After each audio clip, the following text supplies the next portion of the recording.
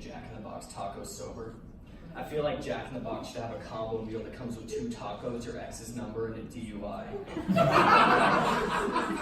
All my friends really like smoking weed, but I've never really seen the appeal.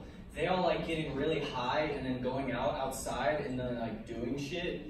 It's not for me. Every time I get high, it just freaks me out. Like the other night, I got so high that I convinced myself I was gay, which is a really weird thought to have when you're high as fuck sucking your friend's dick. But even if I wanted to get high every night, it's not like it would be easy. Drug dealers are fucking horrible entrepreneurs. Do you ever want to get high one night but you can't because your drug dealer's busy? How the fuck are you busy? Are you telling me selling coke is the side hustle?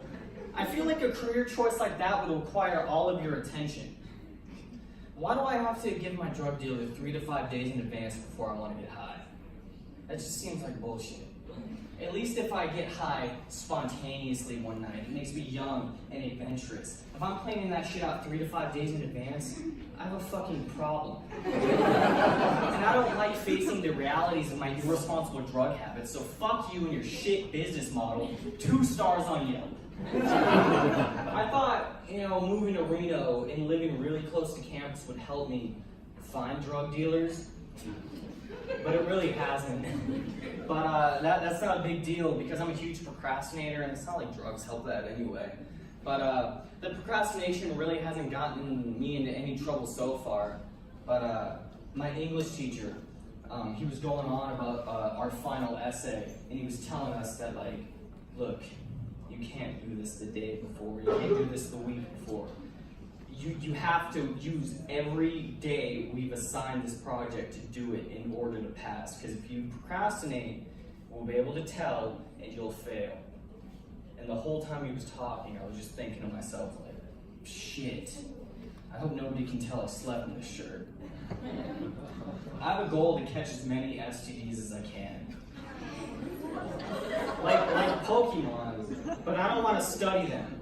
I want to train my STDs so that they become stronger, so that way I can have sex with other people who have STDs and mine will beat theirs in a battle and cure them. 44 of the 102 pilgrims who landed on Plymouth Rock died the first year they were here because of the harsh conditions of the first winter in the New World. That is 43% of those colonizers who landed here on those ships that our elementary school teachers have etched into our minds. 43%. It just kind of makes you think, why didn't any of them pack a sweater? That's why I always listen to my mom when she tells me to pack a sweater. Because I ain't going out like no bitch-ass pilgrim. Being white is like having a Disneyland fast pass, but for your whole life. I was hanging out with my friend Tarvis, who just so happens to be black, and he was telling me, he was like, Chase, you cool, so you know what? You can say it around me. And I was like, holy shit. This must be how Steve Nash feels all the time.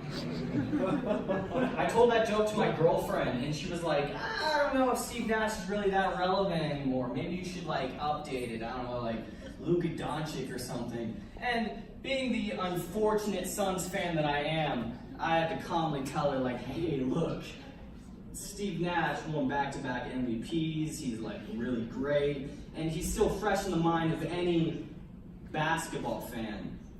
And then I slapped the shit out of her because we respect the Suns in my house. And then I was like, wow, this must be how Chris Brown feels all the time. I hate those sports fans who refer to the team that they root for as their team. Oh, my Yankees looking to go all the way this year, or my Lakers really lucked out in free agency. They refer to the team they root for as if they're the only fan.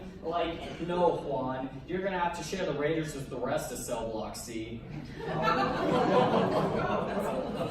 And it's only ever the biggest, most annoying fan bases who do that too. You never hear shit that's wow, my Charlotte Hornets looking to be real mediocre again this year. And you know what? That'd be fair because the Charlotte Hornets only have one fan and this guy made up for this joke. My girlfriend recently left me for another man, probably because I slapped her over Steve Nash. But it's not really that big a deal, you know, because now I can relate to Alanis Morissette's You Wanna Know on a deeper level. And that'd probably be my go-to karaoke song if it weren't for the fact that it was written by a girl about a guy and my masculinity is very fragile. But that song wouldn't be as good if it were written by a guy, you know? Like, so many of the lyrics are female-oriented that it wouldn't, like, resonate with audiences. Like, the lyric, would she go down on you in a theater would have to be, would she finger you in a theater? And you know what, that's not really a powerful line because any guy ever would fucking do that. Like, no girl ever has had to shoot that look at their boyfriend in the middle of a movie like, what you trying to do? Because that dude has been looking at her since the opening credits like that. And then the lyric, every time I scratch my nails down someone else's back, I hope you feel it, would have to be something like, every time I nut too quick, I hope you get disappointed too. And nobody wants to see that. That's just embarrassing. In fact, a guy wouldn't even have bothered to write a song. He would have just burnt all your pictures, cried in his room alone, and then fucked the first girl on Tinder that said yes while he pretended he was happy even though he was still extremely bitter about the whole situation. Veronica, you fucking whore! Why did you leave me? When I was 9, I asked my dad what sex was like. Which is kind of weird to ask, but I was 9. And my dad didn't want to give me the, I don't know, answer. So he sat me down and he was like, son, imagine you had the best, juiciest steak you've ever had in your life. And then you fuck the shit out of it. High five. He didn't really say that though.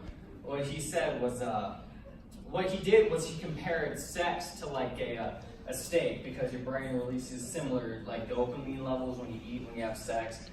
But now that I'm an adult, I've realized that that analogy is kind of bullshit because I've never woken up in a room I don't recognize without my pants and then looked at the mirror in shame, telling myself I'm better than this after eating a really good steak.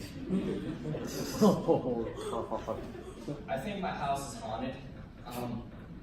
Last night when I was brushing my teeth, blood started oozing out from the walls, and it formed a message on the ground from hell. But it was in cursive, so I don't know what it says. When I was younger, I used to get bullied a lot. You know, I was a little fat kid who wore a lot of Spider-Man shirts, so I was kind of an easy target. But there was this one kid, Eric, spelled with a K, because his parents knew he was going to be an asshole. He bullied me a lot, and one day in class, he gets up in front of everybody and says, hey, Chase rides the short bus, and everybody fucking laughed. I know that doesn't really seem like a big deal now, like fucking whatever, he called you retarded, get over it. But you know, as a 12-year-old, that shit's rough. You know, repping these streets ain't easy for a middle schooler, you know what I'm saying? You ever have the perfect comeback for something after the fact? Like you could have ended somebody's career, but it was a little too late. Well, that night I was laying in bed when it hit me that Eric rides the same fucking bus as I do, which would make him retarded as well. I had the perfect comeback for the situation 9 hours after the fact. To this day, that's still my biggest regret in life. And that's coming from somebody who's already 20K in debt to a fucking theater degree. If I had the choice to go back in time to that moment or to stop 9/11, I'd stop 9/11. No shit, I'd be a fucking hero.